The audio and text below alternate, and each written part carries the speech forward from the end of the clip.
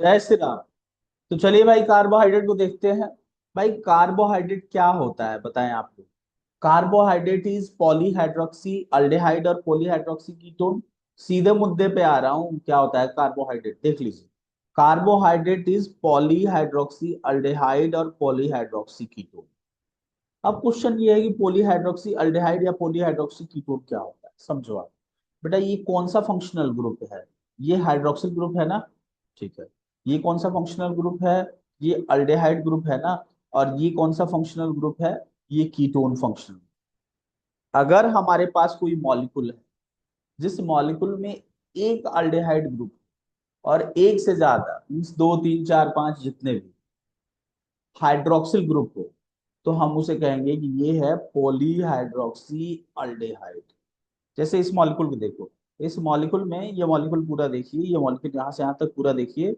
इस मॉलिक्यूल में ये फंक्शनल ग्रुप कौन सा है? अल्डेहाइड ग्रुप है ना। और इसमें कई सारे हाइड्रोक्सिल ग्रुप है नहीं है, तो इसको हम कहेंगे कि ये पॉलीहाइड्रोक्सी अल्डेहाइड। ठीक है। दूसरा देखते हैं। इस मॉलिक्यूल को देखिए। इसमें ये कौन सा फंक्शनल ग्रुप है? कीटोन फंक्शनल ग्रुप है ना। कीटोन फंक्शनल ग्रुप है। और कई सारे हाइड्रोक्सिल ग्रुप भी है ना, तो इसे हम कहेंगे पॉलीहाइड्रोक्सी कीटोन। तो कार्बोहाइड्रेट की शर्त ही होती है कि वो या तो पॉलीहाइड्रोक्सी अल्डेहाइड होता है या पॉलीहाइड्रोक्सी कीटोन होता है। फाइन। चलिए एक और एग्जांपल देख लेते हैं हम लोग। जैसे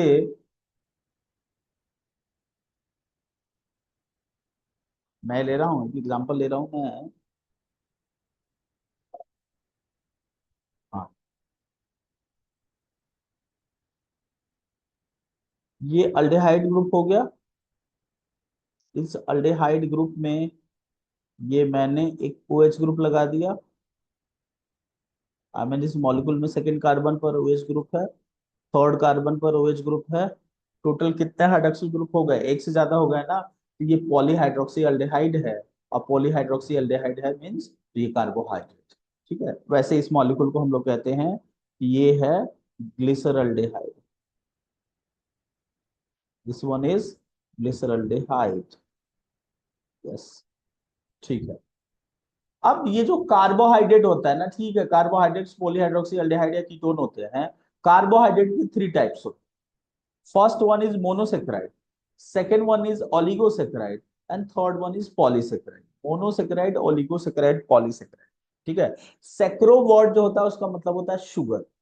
नाम से पता चलता है कि इसमें सिंगल शुगर होते हैं, इसमें कुछ शुगर होते हैं। और ये पॉलीसेक्राइड में सैकड़ों हजारों sugar, hundred and thousands of sugar are. देखो समझो आप बात को।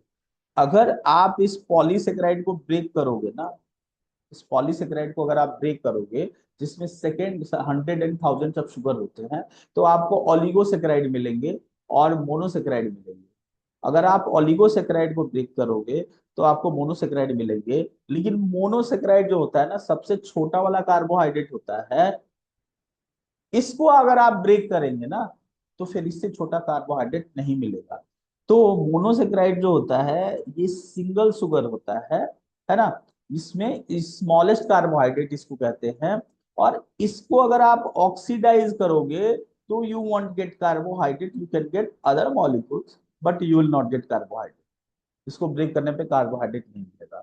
मोनोसेक्राइड के अंदर कम से कम थ्री कार्बन होता है, थ्री कार्बन से कम में सबसे स्मॉलेस्ट कार्बोहाइड्रेट नहीं हो सकता। सो 3 to 7 कार्बन होते हैं उसमें। ठीक है।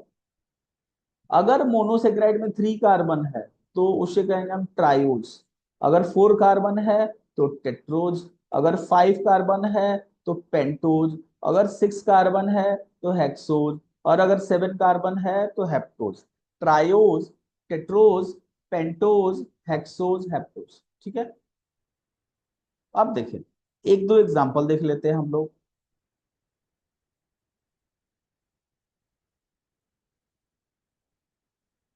थ्री कार्बन है ना। फंक्शनल ग्रुप अल्डेहाइड भी हो सकता है और कीटोन भी हो सकता है। जैसे देखो यहाँ पर एक थ्री कार्बन का शुगर है, फंक्शनल ग्रुप अल्डेहाइड है, उसका एग्जांपल है ग्लिसरल्डेहाइड। और अगर फंक्शनल ग्रुप कीटोन हो तो डाई हाइड्रोक्सी एसीटोन। देख लेते हैं इधर। आप इस शुगर को देखें, यहाँ पे फंक्शनल ग्रुप अल्डिहाइड दिख रहा है आपको, यस फंक्शनल ग्रुप अल्डिहाइड है। ये सेकंड कार्बन है, ये थर्ड कार्बन है, थ्री कार्बन है। ये थ्री कार्बन का ट्रायो जो है इसे हम कहेंगे ग्लिसरॉल्डिहाइड। यहाँ पर फंक्शनल ग्रुप कीटोन है, ये फर्स्ट कार्बन है, ये सेकंड कार्बन पर कीटोन है, ये थर्ड कार्बन है। तो कीटोन फंक्शनल ग्रुप हो गया। पॉलीहाइड्रोक्सी हो गया, एक से ज्यादा OH ग्रुप हो गए तो पॉलीहाइड्रोक्सी कीटोन हो गया। ये जो मॉलिक्यूल होता है इसको डाईहाइड्रोक्सी एसीटोन कहते हैं। ठीक है। फोर कार्बन का इरिथ्रोज, फंक्शनल ग्रुप अल्डेहाइड हो तो इरिथ्रोज, और फंक्शनल ग्रुप कीटोन हो तो इरिथ्रोलोज। फाइव कार्बन का फंक्शनल ग्रुप हो तो अल्डेहाइड तो राइबोज, और फंक्शनल ग्रुप अगर कीटोन हो तो राइबिलोज। सिक्स कार्बन का फंक्शनल ग्रुप अल्डेहाइड हो तो वाह sugar, I mean glucose, glucose, galactose, mannose, है ना। और फंक्शनल ग्रुप कीटोन हो तो फ्रक्टोज। सेवन कार्बन का सीडोहैप्टोज अल्डेहाइड, और कीटोन ग्रुप का सीडोहैप्ट्यूलोज। यहाँ पे मैंने एग्जांपल बता दिया। अब इसमें जो जो मोनोसेकेराइड इंपॉर्टेंट होगा उसको हम डिटेल में देखें। सबसे पहले हम देखते हैं फाइव कार्बन के शुगर को देखते हैं। भाई समझो, ध्यान से समझना। आप ये तो जानते हो ना कि ऑर्गेनिक केमिस्ट्री में एक कॉर्नर जो होता है एक कार्बन के बराबर होता है। इस मॉलिक्यूल को देखें, ध्यान से इस मॉलिक्यूल को देखिए। ये इसका ये कॉर्नर, ये फर्स्ट कार्बन है, ये सेकंड कार्बन है,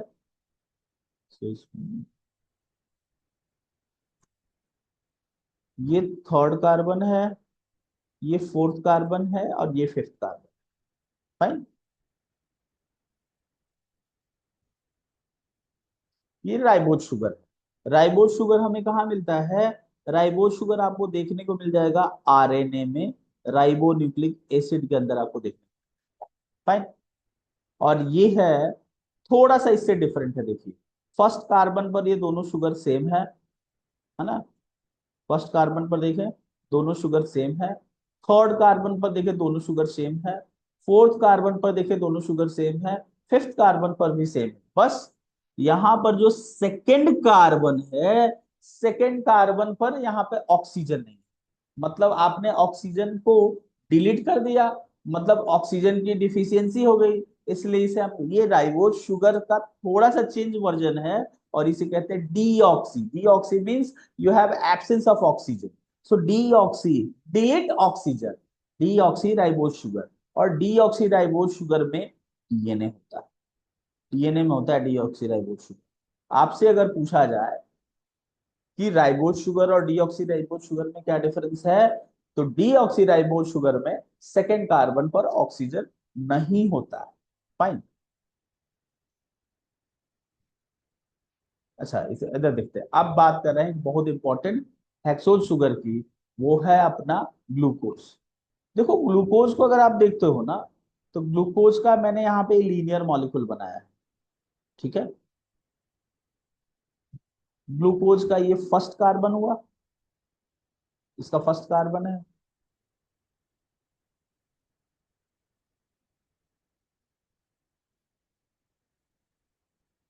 ये फर्स्ट कार्बन है, ये सेकंड कार्बन है, एक्सक्यूज मी, ये फर्स्ट कार्बन है, सेकंड कार्बन है, थर्ड कार्बन है, ये फोर्थ कार्बन है, ये फिफ्थ कार्बन है, और ये six carbon. Fine. First carbon, second carbon, third carbon, fourth carbon, fifth carbon. Okay.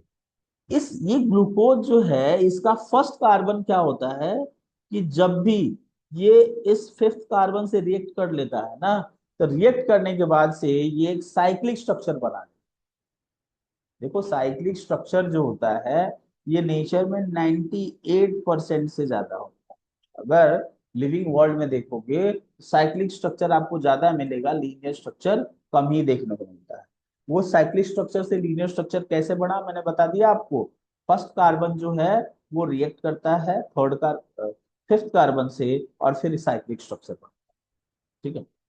अब सुने, ये जो साइक्लिक स्ट्रक्चर होता है ना, इस साइक्लिक स्ट्रक्चर के देख लीजिए दो फॉर्म हो सकते हैं। इस फर्स्ट कार्बन पर OH ग्रुप को देखिए, ये नीचे की तरफ है। ठीक है। अच्छा, इसमें देखिए फर्स्ट कार्बन पर OH ग्रुप जो है ऊपर की तरफ, दोनों बिल्कुल सेम दिख रहे हैं, लेकिन फर्स्ट कार्बन पर इसमें OH ग्रुप नीचे की तरफ है, यहाँ पे OH ग्रुप ऊपर की तरफ है। इसे हम कहेंगे अल्फा ग्लूकोज, और ये जो होगा इसे कहेंगे हम बीटा ग्लूकोज। अच्छा, यहाँ पे ऊपर नीचे का मीनिंग क्या है समझो। यहाँ पर ये जो रिंग है ना, ये रिंग एक प्लेन में होता है। जैसे ये आप ये पूरा रिंग देख रहे हो, ये पूरा रिंग एक प्लेन में है। मान लो कि वो प्लेन ऐसे है। आप देखिए यहाँ पे सिक्स कार्बन मैंने ऊपर की तरफ बनाया है, मतलब ये जो प्लेन है इसके पांच कार्बन एक रिंग, एक प्लेन, ये रिंग जो है इसके पांच कार्बन एक प्लेन में है, और इसके ऊपर सिक्स कार्बन ऐसे परपेंडिकुलर है। और OH ग्रुप जो नीचे की तरफ बना है वैसे नीचे की तरफ है, और जो ऊपर की तरफ बना है वैसे ऊपर की तरफ है। तो ये प्लेन जो है, ये प्लेन के कंपेयर में, प्लेन के कॉन्टेक्स्ट में, 3D में, 3 डायमेंशन में जो कार्बन या जो फंक्शनल ग्रुप जहां होता है उसको इंडिकेट किया जाता है। तो फर्स्ट कार्बन पर OH ग्रुप नीचे हो तो क्या बोलोगे आप? अल्फा ग्लूकोज बोलेंगे। और फर्स्ट कार्बन पर अगर OH ग्रुप ऊपर की तरफ हो तो इसे हम कहेंगे बीटा ग्लूकोज। समझ रहे हैं? अल्फा ग्लूकोज बीटा ग्लूकोज की मीनिंग समझ गए? ठीक है, ओके। एक और चीज देखते हैं। आप कई बार देखते होंगे कि D glucose L glucose word सुनते हो। देखो, मैं small D small L glucose की बात नहीं कर रहा हूं, मैं बात कर रहा हूं कैपिटल डी ग्लूकोज की या कैपिटल एल ग्लूकोज की बात कर रहा हूं। ठीक है, देखो ये जो हमारा ग्लूकोज का मॉलिक्यूल होता है, इस ग्लूकोज के मॉलिक्यूल में फर्स्ट कार्बन ये रहा, है ना। सेकेंड लास्ट कार्बन कौन सा कार्बन है? ये फिफ्थ कार्बन है ना, सेकेंड लास्ट कार्बन। यस भाई, ये जो सेकेंड लास्ट कार्बन है, इस सेकेंड लास्ट कार्बन पर आप OH ग्रुप को देखिए। ये OH ग्रुप अगर राइट साइड में हो, राइट हैंड साइड में हो, तब हम इसे कहेंगे डी ग्लूकोज, जो most common type of glucose होता है। हमारा बॉडी भी इसको यूज करता है ना। लेकिन अगर यही OH ग्रुप इधर नहीं रहता, दूसरी तरफ रहता, तब हम इसे कहते एल ग्लूकोज। और एल ग्लूकोज लेफ्ट साइड में रहता है, मीन्स लेफ्ट हैंड साइड में रहता है। ये उसके कंपेयर में अनकॉमन होता है। फाइन। तो capital D glucose capital L glucose क्या होता है मैंने बता दिया। अल्फा ग्लूकोज बीटा ग्लूकोज क्या होता है मैंने ये भी बता दिया। चलिए अब आगे देखते हैं। शुगर में जो डेराइव शुगर होता है उसकी हम बात करते हैं। देखो, जो डेराइव शुगर होता है ना, डेराइव शुगर नॉर्मल शुगर पे थोड़ा सा मॉडिफिकेशन बन करके डेराइव शुगर बनता है। जैसे D oxy ribose sugar, ribose sugar में सेकेंड कार्बन पर OH ग्रुप नहीं है तो क्या हो गया? ये डी ऑक्सी राइबोज शुगर होता है। देखो, डी ऑक्सी राइबोज शुगर ना, DNA को ये कहाँ मिलेगा? राइबोज शुगर कहाँ था? RNA में। डी ऑक्सी राइबोज शुगर कहाँ है? DNA में। DNA को ज्यादा स्टेबल बनाने का काम जो है, ये ज्यादा स्टेबल मॉलिक्यूल बनाने का काम, ये बहुत इंपॉर्टेंट रोल होता है इस डीऑक्सीराइबोज शुगर का। कैसे समझिए। देखो, RNA जो था ना, अच्छा इस अर्थ पे आप जानते हो ना, स्टार्टिंग में माना जाता है कि इस अर्थ पर जेनेटिक मटेरियल जो था वो RNA था, फिर बाद में वो DNA से रिप्लेस हो गया। That is called DNA world hypothesis. देखो, माना जाता है ना कि ये जो डीऑक्सीराइबोज, ये जो राइबोज, पहले RNA जो था, इस RNA के ये दोनों कार्बन आपस में रिएक्ट कर लेते, और रिएक्ट करने के बाद से एक साइक्लिक स्ट्रक्चर बना लेते थे, और फिर उसके बाद से क्या होता है, ये पूरा मॉलिक्यूल कोलैप्स हो जाता है। लेकिन फिर RNA से DNA इवॉल्व हुआ, और DNA में जो फर्स्ट सेकंड कार्बन है, यहाँ पर OH ग्रुप होता ही नहीं है, तो ये सेकंड और थर्ड कार्बन आपस में रिएक्ट ही नहीं कर पाते। फाइन। चलिए, तो ये हो गया आपका डीऑक्सी राइबोज शुगर। नेक्स्ट देखते हैं। भाई देखो, समझो आप, ये ग्लूकोज का मॉलिक्यूल है।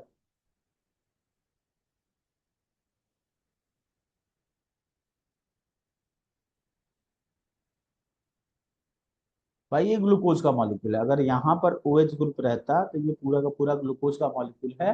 ये ग्लूकोज के मॉलिक्यूल का सेकंड कार्बन।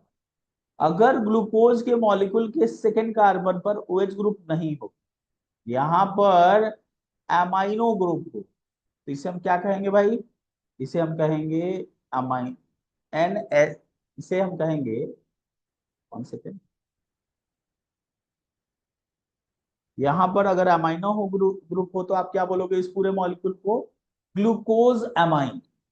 और इसी में अगर आपने एक एसिटाइल ग्रुप लगा दिया, यस, इसमें आपने क्या लगा दिया? एक एसिटाइल ग्रुप लगा दिया, तो आप इस पूरे मॉलिक्यूल को बोलोगे एन एसिटाइल ग्लूकोजामाइन। क्या कहेंगे इसको? एन एसिटाइल ग्लूकोजामाइन कहेंगे। ठीक है। एन एसिटाइल ग्लूकोजामाइन कहाँ देखने को मिलता है? तो भाई एन एसिटाइल ग्लूकोजामाइन हमें देखने को मिलता है काइटिन में। काइटिन जो होता है, जो फंगाई का सेल वॉल बनाता है, वो काइटिन किससे बना है? वो काइटिन एन एसिटाइल ग्लूकोजामाइन से ही बना होता है ना। या फिर जो इंसेक्ट्स होते हैं, इंसेक्ट्स का जो एक्सोस्केलेटन होता है वो किससे बना होता है? वो एन एसिटाइल ग्लूकोजामाइन से ही बना होता है। ठीक है। एक और डेराइव शुगर का मैं एक एग्जांपल बता रहा हूँ, ग्लूकोयूरोनिक एसिड। देखो ग्लूकोयूरोनिक एसिड क्या होता है कि ग्लूकोज का जो फर्स्ट कार्बन होता है उस पे क्या होता है? OH ग्रुप होता है ना। ग्लूकोयूरोनिक एसिड में क्या होता है? वो OH ग्रुप होता है, वो कार्बोक्सिलिक एसिड से रिप्लेस हो जाता है। ग्लूकोज का फर्स्ट कार्बन का OH group, OH functional group अगर कार्बोक्सिलिक एसिड से रिप्लेस हो जाए तो उस पूरे मॉलिक्यूल को हम कहेंगे ग्लूकोयूरोनिक एसिड।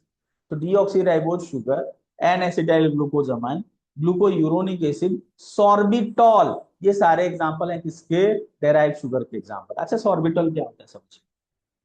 देखो डायबिटीज जो होता है ना, डायबिटीज, आपको पता है कि डायबिटीज में ब्लड का ग्लूकोज इंक्रीज हो जाता है। ये तो पढ़ा होगा आपने। डायबिटीज में ब्लड का ग्लूकोज इंक्रीज हो जाता है। कई बार क्या होता है कि ये high level of blood glucose जो होता है ना, एक्स्ट्रा ग्लूकोज, ये रिड्यूस हो जाता है। और रिड्यूस होकर के बन जाता है, मतलब इसमें रिडक्शन हो जाता है, और ये बन जाता है सॉर्बिटॉल। ठीक है। और ये सॉर्बिटॉल जो रेटिना होता है, उस रेटिना पर जाकर के इकट्ठा होने लगता है, वो आई के लेंस पर जाकर के इकट्ठा होने लगता है, और फिर आईज में प्रॉब्लम आती है, देखने में प्रॉब्लम आती है। कई बार आपने सुना है कोई बोला है कि हमें भैया डायबिटीज है, हमें देखने में प्रॉब्लम। उसका रीजन क्या है? सॉर्बिटॉल का डिपोजिशन एक रीजन हो सकता है। फाइन। अब चलते हैं। मैंने आपको मोनोसेक्राइड बता दिया, अब बात करते हैं हम ओलिगोसेक्राइड की बात करते हैं। तो भाई देखो जो ओलिगोसेक्राइड होता है ना, ओलिगोसेक्राइड में कम से कम दो शुगर जो होते हैं, मोनोसेक्राइड होते हैं, वो ग्लाइकोसिडिक बॉन्ड से लिंक। ठीक है। और मैक्सिमम 9 शुगर ग्लाइकोसिडिक बॉन्ड से लिंक होते हैं। ठीक है। ओलिगोसेक्राइड में मिनिमम 2 और मैक्सिमम 9 मोनोसेक्राइड ग्लाइकोसिडिक बॉन्ड से लिंक। ग्लाइकोसिडिक बॉन्ड कैसे बनता है मैं आगे बताऊंगा। लेकिन अगर दो मोनोसेक्राइड लिंक हो तो डाइसेक्राइड, 3 मोनोसेक्राइड लिंक हो तो ट्राइसेक्राइड, ऐसे बढ़ते चला जाता है। हमारे लिए इंपॉर्टेंट क्या है? Disaccharide important. तो मैं एक एग्जांपल से आपको एक्सप्लेन करने की कोशिश करता हूं, ये देखिए आप कैसे ग्लाइकोसिडिक बॉन्ड बनता है सब जुगाड़। जैसे यहां पर समझिए, यहाँ पे दो ग्लूकोज के मॉलिक्यूल, एक ग्लूकोज का मॉलिक्यूल ये है, दूसरा ग्लूकोज का मॉलिक्यूल ये कौन से ग्लूकोज आपको दिख रहे हैं? ये ग्लूकोज कौन सा दिख रहा है आपको? अल्फा ग्लूकोज दिख रहा है ना। भाई फर्स्ट कार्बन पर OH ग्रुप नीचे है ना, तो अल्फा ग्लूकोज हो गया ना। हाँ। एक सेकंड रुकते हैं।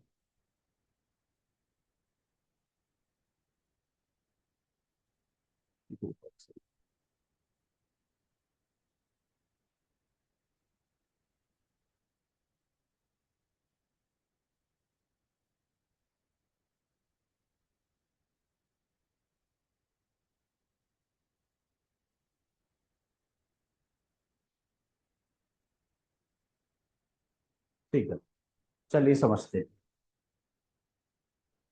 हमारे पास दो ग्लूकोज के मॉलिक्यूल हैं, ये एक अल्फा ग्लूकोज है और ये भी एक अल्फा ग्लूकोज है। फर्स्ट कार्बन पर देख लो क्या है? अल्फा ग्लूकोज हो क्या रहा है यहाँ पर? ये पार्टिकुलर केस में क्या हो रहा है कि इन दोनों अल्फा ग्लूकोज का जो फर्स्ट कार्बन है वो, और दूसरा ग्लूकोज जो है इसका फोर्थ कार्बन है, ये दोनों आपस में रिएक्ट कर रहे हैं। और इनके रिएक्शन के बाद से क्या हो रहा है कि यहाँ पर एक वाटर मॉलिक्यूल, ये दोनों आपस में, एक ग्लूकोज का फर्स्ट कार्बन दूसरे ग्लूकोज का फोर्थ कार्बन आपस में रिएक्ट कर रहे हैं। और रिएक्शन के बाद से यहाँ पर क्या हो रहा है कि एक वाटर मॉलिक्यूल रिलीज हो रहा है। और वाटर मॉलिक्यूल रिलीज होने के बाद से ये जो बॉन्ड बन रहा है, इस बॉन्ड को हम लोग कहेंगे ग्लाइकोसिड। ठीक है, इस चीज को और डिटेल में समझ। हुआ क्या कि हमारे पास दो अल्फा, एक मैं केस की बात कर रहा हूँ, हर ग्लाइकोसिडिक बॉन्ड ऐसे नहीं बन रहा है, लेकिन मैं केस की बात कर रहा हूँ। एक ग्लूकोज का फर्स्ट कार्बन दूसरे ग्लूकोज का फोर्थ कार्बन रिएक्ट कर रहे हैं, एक वाटर मॉलिक्यूल रिलीज हो रहा है, और जो बॉन्ड बन रहा है ये बॉन्ड कौन सा है? ये बॉन्ड ग्लाइकोसिडिक बॉन्ड। ठीक है, अगर इस मॉलिक्यूल की आप नेमिंग करेंगे तो कैसे करेंगे समझिए। ये कौन सा ग्लूकोज था बेटा? अल्फा ग्लूकोज था ना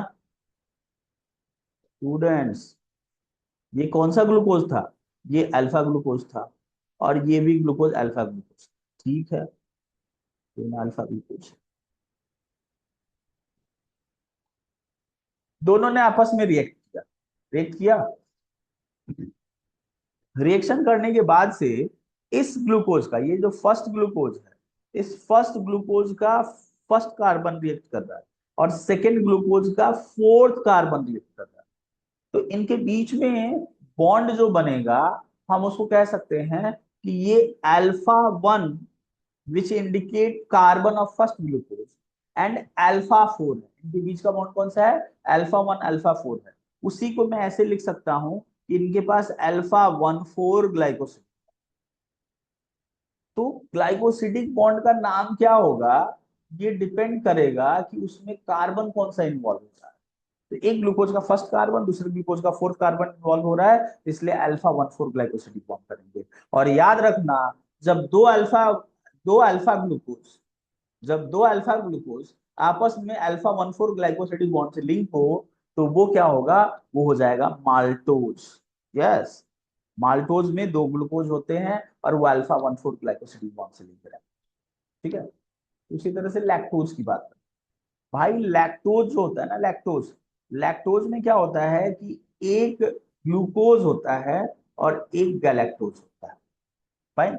लैक्टोज को आप और क्या कहते हो? लैक्टोज को आप मिल्क शुगर भी कहते हैं ना, मिल्क में मिलता है ना, इसलिए इसको हम मिल्क शुगर कहते हैं। ये भी डाइसेक्राइड होता है। फाइन। ये क्या होता है भाई? ये डाइसेक्राइड होता है ना। और गैलेक्टोज, इसमें एक गैलेक्टोज होता है जिसमें सिक्स कार्बन होते हैं, और इसमें एक ग्लूकोज होता है उसमें भी सिक्स कार्बन होते हैं। इसका भी फंक्शनल ग्रुप अल्डेहाइड होता है, और इसका भी फंक्शनल ग्रुप अल्डेहाइड होता है, इसलिए दोनों क्या होते हैं? दोनों एल्डोज होते हैं। ठीक है। अच्छा, इन दोनों के बीच में डिफरेंस क्या होता है? इन दोनों के बीच में एक माइनर डिफरेंस होता है, वो हम इस वीडियो में नहीं देखेंगे। ग्लूकोज, गैलेक्टोज और मैनोज में क्या डिफरेंस होता है? माइनर डिफरेंस होता है, सिर्फ एक कार्बन पर डिफरेंस होता है, उसको हम किसी और वीडियो में देखेंगे। लेकिन हाँ, ये दोनों आपस में रिएक्ट करते हैं, और इनके बीच में जो बॉन्ड बनता है वो है beta one four glycosidic. Fine. So lactose के अंदर एक गैलेक्टोज होता है, एक ग्लूकोज होता है, और दोनों beta one four glycosidic bond से लिंक होते हैं। अच्छा, एक बात यहाँ पे ध्यान रखना आप लोग, जिसको हम आगे यूज करेंगे। गैलेक्टोज का कितना नंबर कार्बन पार्टिसिपेट कर रहा है रिएक्शन में? First carbon. मतलब इसका एनोमरिक कार्बन पार्टिसिपेट कर रहा है। देखो, अगर शुगर के अंदर फंक्शनल ग्रुप अल्डेहाइड हो ना, तो फर्स्ट कार्बन को एनोमरिक कार्बन कहते हैं, और शुगर के अंदर सेकेंड कार्बन पर कीटोन ग्रुप हो, तो सेकेंड कार्बन को एनोमरिक कार्बन कहते हैं। ये देखिए, जो हमारा गैलेक्टोज है, इस गैलेक्टोज का फर्स्ट कार्बन पार्टिसिपेट कर रहा है, लेकिन ये भी एल्डोज शुगर है। क्या इसका फर्स्ट कार्बन पार्टिसिपेट कर रहा है? नहीं, इसका फर्स्ट कार्बन पार्टिसिपेट नहीं कर रहा है, इसका फोर्थ कार्बन पार्टिसिपेट कर रहा है। मतलब इसका एनोमरिक कार्बन फ्री। इसका फर्स्ट कार्बन, इसका एनोमरिक कार्बन दूसरे ग्लूकोज, दूसरे मोनोसेक्राइड का ये फ्री है। उसी तरह से माल्टोज देखिए, माल्टोज में alpha one four glycosidic bond है। इसका मतलब इस ग्लूकोज का एनोमरिक कार्बन, फर्स्ट ग्लूकोज का एनोमरिक कार्बन फ्री नहीं है, लेकिन ये जो सेकेंड ग्लूकोज है, इसका एनोमरिक कार्बन फ्री है।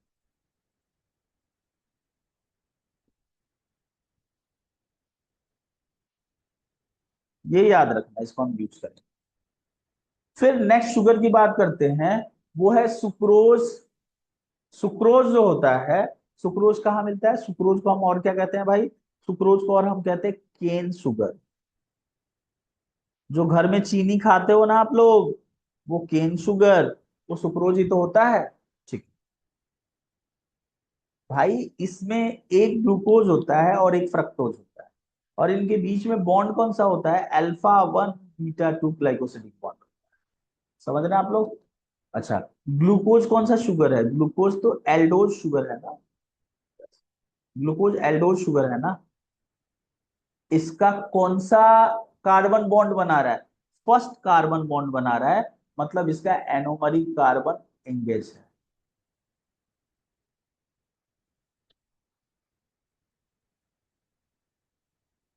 बॉन्ड बनाने में यूज हो गया। लेकिन फ्रक्टोज को देखते हैं। फ्रक्टोज जो है वो कीटो शुगर होता है, और इस कीटो शुगर का सेकेंड कार्बन जो होता है वो होता है एनोमरिक कार्बन। तो इसका एनोमरिक कार्बन भी यहाँ पर बॉन्ड बनाने में, चूंकि बीटा 2 ग्लाइकोसिडिक बॉन्ड है,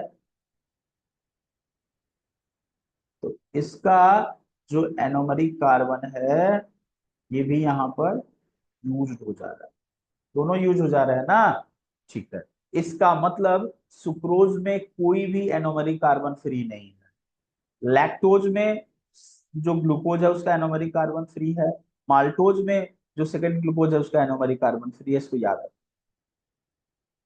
एक टर्म होता है भाई, रिड्यूसिंग शुगर। रिडक्शन मतलब आप केमिस्ट्री में जानते होगे ना, रिडक्शन क्या होता है? Reduction is loss of electron और gain of electron. Reduction is loss of electron, sorry not loss of electron, उल्टा बोल दिया। Reduction is gain of electron, है ना। ऑक्सीडेशन क्या होता है? Oxidation is loss of electron. जैसे मैं एक एग्जांपल दे रहा हूं। हमारे पास एक Cu2 प्लस है। इस U2 प्लस में एक इलेक्ट्रॉन मिल गया इसको, तो इसका एक चार्ज न्यूट्रलाइज हो गया, ये Cu प्लस हो गया। मतलब यहाँ पर ऑक्सीडेशन हो रहा है, रिडक्शन हो रहा है? यहाँ पर रिडक्शन, यहाँ पर रिडक्शन हो रहा है। या Fe2 प्लस में आप एक इलेक्ट्रॉन दे दे रहे हो, ये Fe प्लस हो जा रहा है, ये रिडक्शन। फाइन। इतना समझ रहे हैं रिडक्शन क्या होता है? हमारे पास कोई ऐसा शुगर हो, समझिए, हमारे पास कोई ऐसा शुगर हो जो अल्डेहाइड ग्रुप को, सॉरी, जो हमारे पास कोई ऐसा शुगर हो जो Cu2 प्लस आयन को Cu प्लस आयन में कन्वर्ट कर दे, तो उसे हम कहेंगे रिड्यूसिंग शुगर। याद रखना, रिड्यूसिंग शुगर क्या होता है? रिड्यूसिंग शुगर वो शुगर होता है जो Cu2 प्लस आयन को Cu प्लस आयन में कन्वर्ट कर देता है। बस इतना ही होता है रिड्यूसिंग शुगर का फीचर। लेकिन क्वेश्चन ये है कि कौन सा शुगर ये काम करता है? रिड्यूसिंग शुगर कौन ये काम करता है? कौन सा शुगर रिड्यूसिंग शुगर है? तब सुनिए, अब इसका आंसर सुनिए। जिस शुगर के पास फ्री अल्डेहाइड या ketone group, free aldehyde group हो या कीटोन ग्रुप,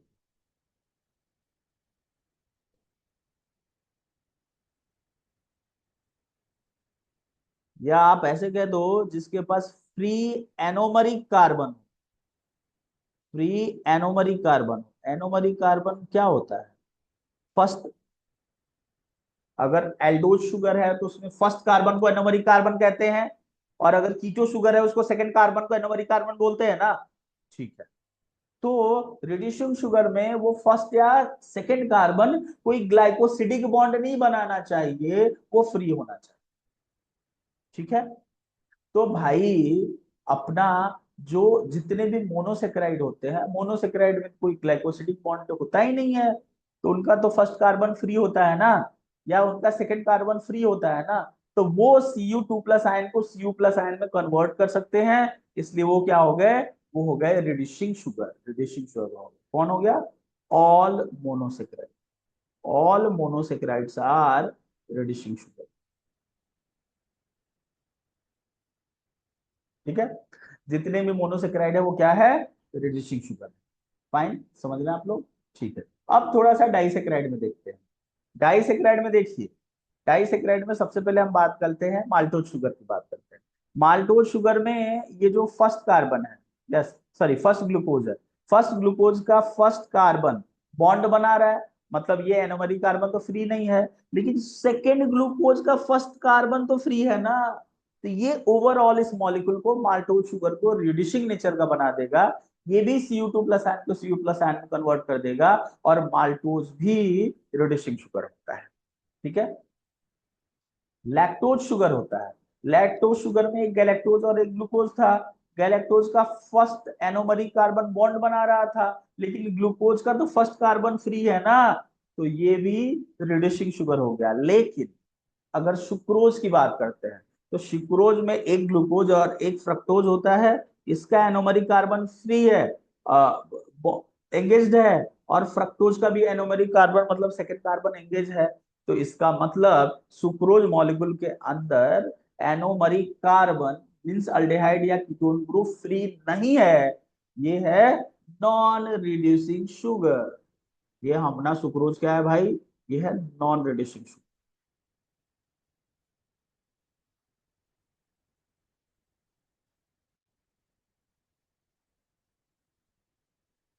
ये नॉन रिड्यूसिंग शुगर है।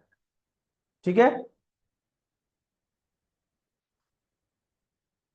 एक और नॉन रिड्यूसिंग शुगर का एग्जांपल ले लेते हैं। आपने थ्री हेलोज का नाम सुना है? Three halos. थ्री हेलोज जो होता है उसके अंदर दो ग्लूकोज, समझिएगा।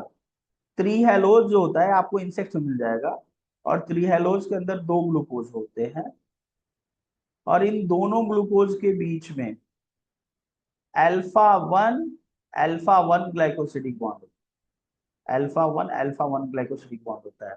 तो इनके पास फ्री एल्डिहाइड ग्रुप हुआ क्या? नहीं हुआ। ये है क्या? Non reducing sugar. तो दो नॉन रिड्यूसिंग शुगर बता दिया, एक सुक्रोज बता दिया और दूसरा त्रियालोज बता दिया। एक टेस्ट होता है भाई, बेनेडिक्ट टेस्ट। ये रिड्यूसिंग शुगर से ही रिलेटेड होता है, समझिए। बेनेडिक्ट टेस्ट को आप ध्यान से समझिए, क्या होता है बेनेडिक्ट टेस्ट। भाई देखो, बेनेडिक्ट टेस्ट होता है ना, उसमें हम जो केमिकल यूज करते हैं, वो जो केमिकल होता है, मेन केमिकल जो होता है कॉपर सल्फेट होता है। मार्केट में बेनेडिक्ट रिएजेंट का क्रिस्टल मिलता है। वो क्रिस्टल लेकर के आओ, और क्रिस्टल को लेकर के आप उसको टेस्ट ट्यूब में डाल दो। कहाँ डालेंगे? क्रिस्टल लेकर के आइए और उस क्रिस्टल को डाल दीजिए टेस्ट ट्यूब के अंदर, डाल दीजिए। भाई उस क्रिस्टल को जब आप टेस्ट ट्यूब के अंदर डालोगे और उसमें थोड़ा सा पानी डालोगे ना, तो वो जो क्रिस्टल होगा वो डिजोल्व हो जाएगा, और वो आयोनाइज हो जाएगा। उसके अंदर का copper sulphate Cu2 plus ion और SO4 2 माइनस आयन में आयोनाइज। और कॉपर सल्फेट का कलर कितना क्या होता है आपको पता है ना? ब्लू कलर का होता है। तो आपको एक ब्लू कलर का सॉल्यूशन यहाँ पर मिल जाएगा। यस, आपको क्या मिलेगा? एक ब्लू कलर का सॉल्यूशन मिलेगा। ठीक है। अब आप जिस शुगर को भी जानना चाहते हो ना कि ये रिड्यूसिंग शुगर है या नहीं है, आप उस शुगर को थोड़ा सा एक पिंच उसमें डाल दो और डाल करके हीट कर दो टेस्ट ट्यूब के अंदर, जिसके अंदर बेनेडिक्ट रिएजेंट है, जिसमें कॉपर सल्फेट आयोनाइज हुआ है। उसमें आप थोड़ा सा जो भी शुगर जानना चाहते हो, this sugar is reducing sugar और नॉट, उसको एक पिंच उसमें डालो और उसको हीट करो। अगर उसका कलर चेंज हो जा रहा है, तो वो रिड्यूसिंग शुगर है। मतलब उसमें ये जो Cu2 प्लस आयन है ना, ये Cu प्लस आयन में कन्वर्ट हो रहा है। क्या हो गया? वो रिड्यूसिंग शुगर हो गया। और अगर कलर चेंज नहीं हो रहा है तो रिड्यूसिंग शुगर है। देखो, आप अगर उसमें थोड़ा सा रिड्यूसिंग शुगर डालोगे, तब तो उसका कलर चेंज होगा ग्रीन। थोड़ा और ज्यादा डाल दोगे, तब इसका कलर हो जाएगा येलो। थोड़ा सा और शुगर डाल दोगे रिएक्शन के टाइम में, तो वो हो जाएगा ऑरेंज कलर। और थोड़ा सा और रिड्यूसिंग शुगर डाल दोगे तो फाइनली ये ब्रिक रेड कलर का हो जाएगा। भाई देखो, इसका डायरेक्ट रिलेशनशिप होता है ना, वो डायबिटीज में ग्लाइकोज यूरिया से। ग्लाइकोज यूरिया क्या होता है? डायबिटीज के पेशेंट में आपको पता है कि ग्लूकोज का नॉर्मल लेवल नहीं रहता, उनको हाइपरग्लाइसीमिया की प्रॉब्लम होती है। Hyperglycaemia means high level of glucose in blood. ठीक है। हाइपरग्लाइसीमिया क्या होता है कि 140 मिलीग्राम पर डेसीलीटर से ज्यादा ग्लूकोज हो, तो उसको हाइपरग्लाइसीमिया माना जाता है। यस, क्या माना जाता है उसको? हाइपरग्लाइसीमिया।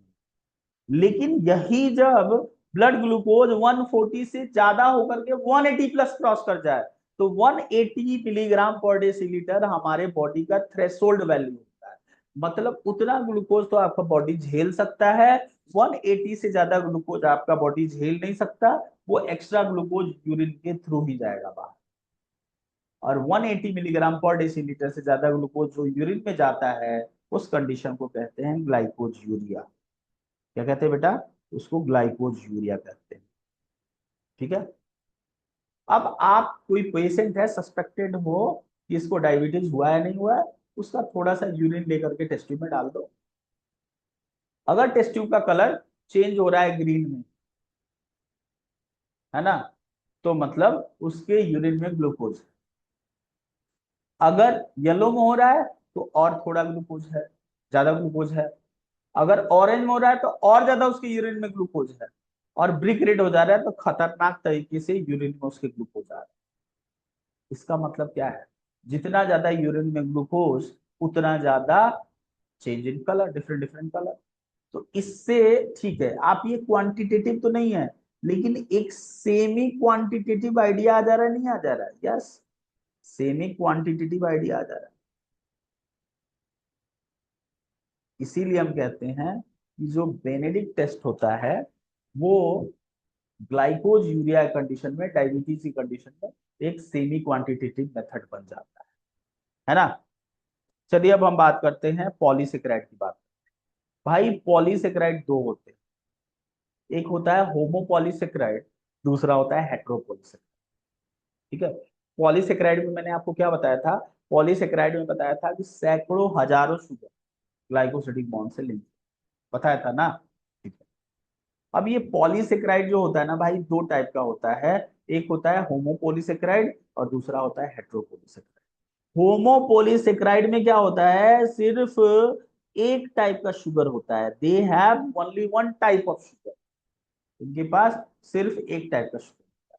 वहीं पर हेट्रोपॉलीसेकेराइड होता है, they have more than one type of monosaccharide, they have more than one type of sugar. और डिफरेंट होता है इसलिए तो इसको कहते हैं हेट्रोपॉलीसेकेराइड। हेट्रो वर्ड का मतलब तो डिफरेंट होता है। ठीक है। लेकिन दोनों जगह शुगर के बीच में ग्लाइकोसिडिक होता है। होमोपॉलीसेकेराइड का एग्जांपल क्या है? Cellulose, starch, glycogen, inulin, chitin. ठीक है। हेट्रोपॉलीसेकेराइड के कुछ एग्जांपल देख लेते हैं। हेट्रोपॉलीसेकेराइड का एग्जांपल है पेप्टिडोग्लाइकेन, हाइलुरोनिक एसिड, हिपैरिन, अगर। ये सारे हेट्रोपॉलीसेकेराइड के एग्जांपल। हम इन मॉलिक्यूल्स को एक एक करके डिटेल में देखते हैं, समझते हैं। सबसे पहले हम स्टार्च और ग्लाइकोजन को देखते हैं। देखो स्टार्च जो होता है ना, ये स्टोर्ड फूड इन प्लांट, और ग्लाइकोजन जो होता है ये स्टोर्ड फूड इन एनिमल। समझिए क्यों। देखो, एनिमल का जो एक्स्ट्रा फूड होता है वो ग्लाइकोजन सिंथेसाइज होकर के सेल के अंदर स्टोर होता है। या स्टार्च का जो एक्स्ट्रा फूड होता है वो, आई मीन प्लांट का जो एक्स्ट्रा फूड होता है वो स्टार्च बन करके स्टोर हो जाता है। ऐसा क्यों होता है? एक स्टूडेंट ने मुझसे पूछा कि सर स्टार्च जो होता है, स्टार्च ही क्यों स्टोर होता है? फोटोसिंथेसिस में ग्लूकोज बनता है, वही डायरेक्टली क्यों स्टोर नहीं हो जाता? या एनिमल में ग्लूकोज क्यों नहीं स्टोर हो जाता? भैया अगर ग्लूकोज को सेल के अंदर स्टोर करवाओगे तो पता है क्या होगा? एक सेल के अंदर जब आप खूब सारा ग्लूकोज स्टोर करवाओगे ना, तो उसमें ऑस्मोटिक प्रेशर भयंकर तरीके से बढ़ जाएगा। और ऑस्मोटिक प्रेशर बढ़ेगा, चारों तरफ से खूब सारा वाटर अंदर इंटर करेगा और ये सेल फूल करके बस्ट कर जाएगा। यस, ये सेल फूल करके फूट जाएगा। इसीलिए कभी भी ये ऑस्मोटिक प्रेशर की समस्या की वजह से नेचर ने क्या किया है कि वो ग्लाइकोजन और यह स्टार्च का सॉल्यूशन है। फाइन। दूसरी बात यह है कि स्टार्च जो ग्लाइकोजन जो ग्लूकोज होता है वो क्विकली दूसरे मॉलिक्यूल से रिएक्ट कर लेता है, तो इसलिए उस वजह से भी अवॉइड किया जाता है कि भाई ग्लूकोज ज्यादा रिएक्टिव मॉलिक्यूल होता है। और एक सेल में ज्यादा से ज्यादा अच्छी तरह से पैक करके रखने के लिए आपको पॉलीसेकेराइड बनाना है। फाइन। अब चलिए दोनों को कंपेयर करके देखते हैं। ग्लाइकोजन को देखते हैं। Glycogen is stored food in animal and it's polysaccharide of alpha glucose. एक ग्लाइकोजन मॉलिक्यूल के अंदर, समझना आप लोग, एक ग्लाइकोजन मॉलिक्यूल के अंदर 30,000 ग्लूकोज। ओके। अब हम देखते हैं स्टार्च को देखते हैं। तो बेसिकली स्टार्च जो होता है ना, स्टार्च के अंदर दो मॉलिक्यूल, एक मॉलिक्यूल होता है, मतलब हाँ yes, starch itself is not a molecule, it has two molecule. उन दोनों मॉलिक्यूल क्लब को हम स्टार्च करते हैं। इसमें एक मॉलिक्यूल होता है उसको कहते हैं एमाइलोज, और दूसरा जो मॉलिक्यूल होता है उसे कहते हैं एमाइलोपैक्टिन। भाई ये जो एमाइलोज होता है ना, समझना आप, ये जो एमाइलोज होता है इसमें 20%, ये टोटल स्टार्च का 20% होता है। और जो एमाइलोपैक्टिन होता है वो टोटल स्टार्च का 80%। फाइन। एमाइलोज जो होता है, एमाइलोज के अंदर 200 टू 1000 ग्लूकोज के मॉलिक्यूल जो होते हैं वो लिंक्ड होते हैं, है ना, अल्फा ग्लूकोज के मॉलिक्यूल। उनमें बॉन्ड कौन सा होता है, अल्फा 1,4 ग्लाइकोसिडिक बॉन्ड होता है। जैसे ये ग्लूकोज है, ये दूसरा ग्लूकोज है, ये थर्ड ग्लूकोज है, इनके बीच में कौन सा बॉन्ड हो जाएगा, अल्फा 1,4 ग्लाइकोसिडिक बॉन्ड, है ना। लेकिन वहीं पर जो एमाइलोपैक्टिन होता है, एमाइलोपैक्टिन के अंदर 200,000 मीन्स 2 लाख ग्लूकोज के मॉलिक्यूल, और उनके बीच में बॉन्ड कौन सा होता है, अल्फा 1,4 ग्लाइकोसिडिक बॉन्ड। लेकिन यहाँ पर ब्रांचिंग भी होती है, और ये ब्रांचिंग होती है अल्फा 1,6 ब्रांचिंग। यस। अब दोनों को कंपेयर करते हैं। वहीं पर अगर आप ग्लाइकोजन को देखते हैं, तो ग्लाइकोजन के एक मॉलिक्यूल के अंदर 30,000 ग्लूकोज के मॉलिक्यूल होते हैं, और इसमें बॉन्ड कौन सा होता है, अल्फा 1,4 ग्लाइकोसिडिक बॉन्ड होता है ना। और अल्फा 1,6 ब्रांचिंग यहाँ पर भी होती है भाई। जैसे देख लो आप, ये ग्लूकोज का मॉलिक्यूल है, ये दूसरा ग्लूकोज का मॉलिक्यूल है, ये थर्ड ग्लूकोज का मॉलिक्यूल है, इनके बीच में बॉन्ड कौन सा है, अल्फा 1,4 ग्लाइकोसिडिक बॉन्ड है। और यहाँ पे ये लो ब्रांचिंग कौन सी हो गई, अल्फा 1,6 ब्रांचिंग। जो ग्लाइकोजन होता है, ग्लाइकोजन में ब्रांचिंग जो होती है वो हर 12th ग्लूकोज पे होती है ना। वहीं पर अगर आप एमाइलोज और एमाइलोपैक्टिन को देखोगे, तो एमाइलोज में तो चलो ब्रांचिंग होती ही नहीं, एमाइलोज में ब्रांचिंग नहीं होती। वहीं पर जो एमाइलोपैक्टिन होता है उसमें ब्रांचिंग होती है, और branching her 25th to 30th glucose. ठीक है, 25th टू 30th ग्लूकोज पे यहाँ पे हो रही है, और 12th ग्लूकोज पर ग्लाइकोजन में, है ना। ब्रांचिंग किस में ज्यादा है, ब्रांचिंग ज्यादा तो ग्लाइकोजन में है ना। देखिए ऐसा नेचर ने किया क्यों है, समझिए। देखो जो ह्यूमन है ना, ह्यूमन में या एनिमल्स में ये जो ग्लाइकोजन होता है ये उनके मसल में स्टोर होता है, और कई बार उनको इंस्टेंटली खूब सारे एनर्जी की जरूरत पड़ती है, इसलिए उस ग्लाइकोजन को तोड़ना पड़ता है। अब है क्या ना, जितनी ज्यादा ब्रांचिंग रहेगी ना, उतने ज्यादा एंड से उस मॉलिक्यूल को तोड़ा जाएगा और वो क्विकली टूटेगा। और ब्रांचिंग कम होगी तो मॉलिक्यूल का ब्रेकडाउन धीरे धीरे होता है। फाइन। तो ग्लाइकोजन को क्विक ब्रेक डाउन करना था, और ग्लाइकोजन को क्विक ब्रेक डाउन करना था, इस वजह से इसमें ज्यादा ब्रांचिंग। ठीक है। ग्लाइकोजन मॉलिक्यूल जो होता है नॉन हेलिकल होता है, आप इसका ऐसे हेलिक्स नहीं बना सकते। ब्रांचिंग बहुत ज्यादा है ना, ब्रांचिंग लीनियर चेन रहता तो आराम से हेलिक्स बन जाता, लेकिन यहाँ पे ब्रांचिंग है, ब्रांचिंग वजह से हेलिक्स नहीं बनता, नॉन हेलिकल मॉलिक्यूल होता है। फाइन। ये ग्लाइकोजन आयोडीन से जब रिएक्ट करता है तो रेड कलर कॉम्प्लेक्स बनाता है। वहीं पर इधर देखते हैं हम अपने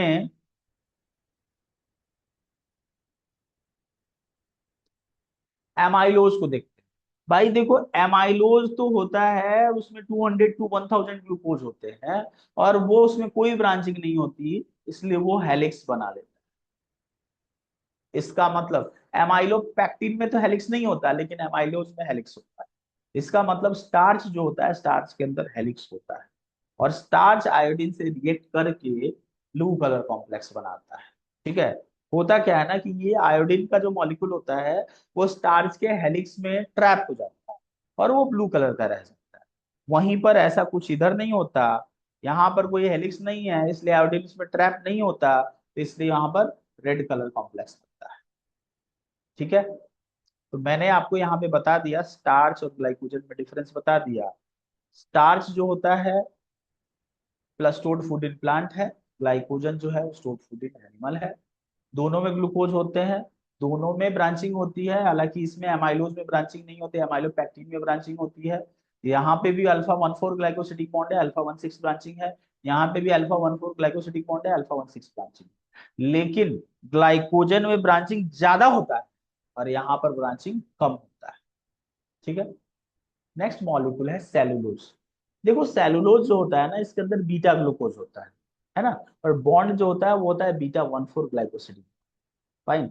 और ये मॉलिक्यूल जो होता है, एक सेलुलोज मॉलिक्यूल के अंदर 6,000 बीटा ग्लूकोज मॉलिक्यूल। कितने ग्लूकोज मॉलिक्यूल हैं? 6,000 बीटा ग्लूकोज मॉलिक्यूल होते हैं यहाँ पे। ठीक है। और इनके बीच में बॉन्ड होता है बीटा 1,4 ग्लाइकोसिडिक बॉन्ड। ये पूरी तरह से लीनियर चेन होता है, इसमें कोई ब्रांचिंग नहीं होती और इसमें कोई हेलिक्स भी नहीं होता। फाइन। अब बात करते हैं नेक्स्ट होमोपोलीसेक्राइड की, काइटीन की बात करते हैं। तो भाई देखो, काइटीन जो होता है ना, ये होमोपोलीसेक्राइड होता है N acetyl glucosamine. N acetyl glucosamine का ये होमोपोलीसेक्राइड होता है। फाइन। और ये कहाँ मिलेगा आपको? काइटीन कहाँ मिलेगा? ये काइटीन आपको मिलेगा एक्सोस्केलेटन ऑफ अर्थ्रोपोडा। अर्थ्रोपोडा का एक्सोस्केलेटन मिल जाएगा। सेल वॉल ऑफ फंगाई में भी आपको मिल जाएगा, फंगाई के सेल वॉल में मिल जाएगा। फाइन। नेक्स्ट बात करते हैं हम इन्युलिन की बात करते हैं।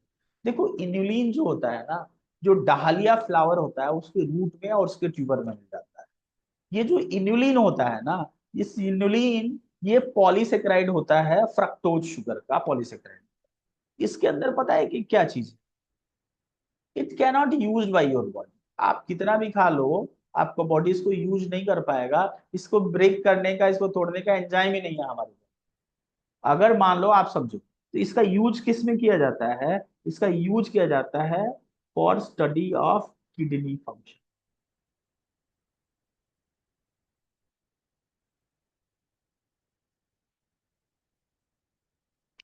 किडनी फंक्शन को स्टडी करने के लिए इसका यूज कैसे करते हैं समझिए। अगर मैं आपके बॉडी में 1 मिलीग्राम इन्युलिन इंजेक्ट करता हूं सिरिंज से, तो ये 1 मिलीग्राम इन्युलिन, चूंकि आपका बॉडी यूज नहीं कर सकता, ये पूरा का पूरा इन्युलिन आपकी यूरिन में 24 आवर के अंदर चला है, बाहर चला है। अगर आपकी किडनी नॉर्मल होंगी तो वो नॉर्मल एक्सक्रीशन कर रही होंगी तो। फाइन। देखें, जो किडनी होता है ना, किडनी नॉर्मल काम कर रहा है तो 24 आवर में एक्सक्रीट कर देगा।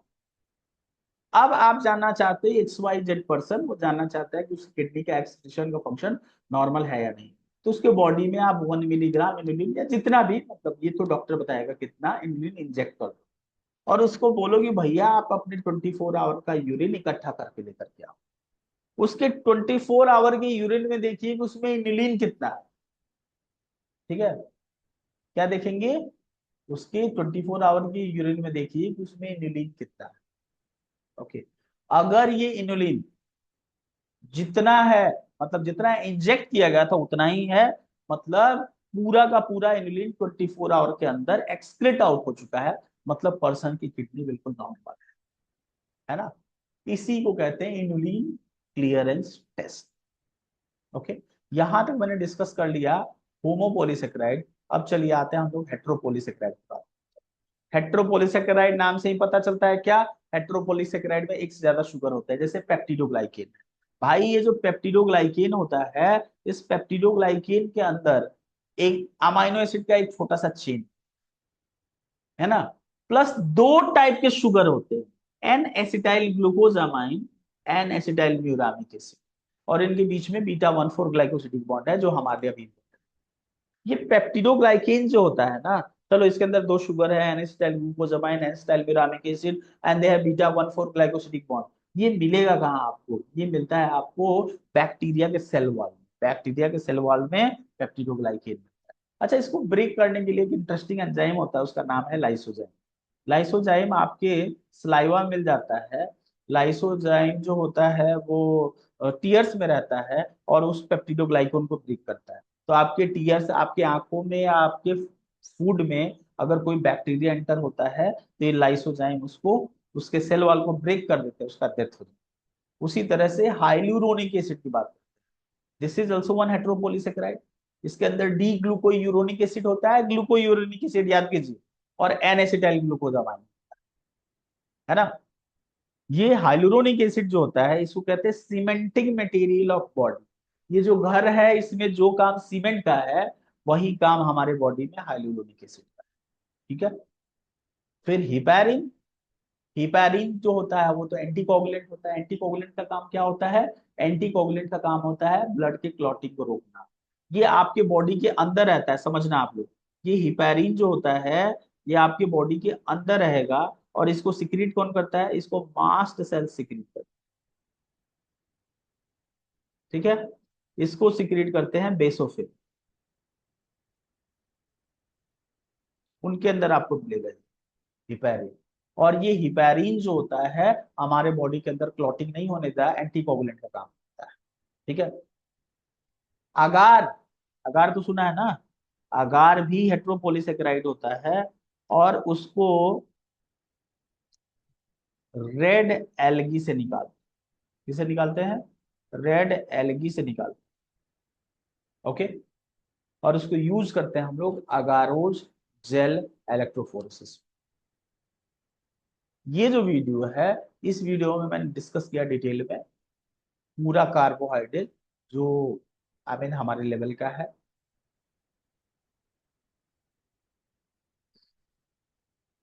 नेक्स्ट वीडियो में हम देखेंगे प्रोटीन। भाई अगर आपको मेरा चैनल सही लगे ना प्लीज सब्सक्राइब जरूर करना। चलिए आज्ञा दीजिए हमें। जय श्री राम।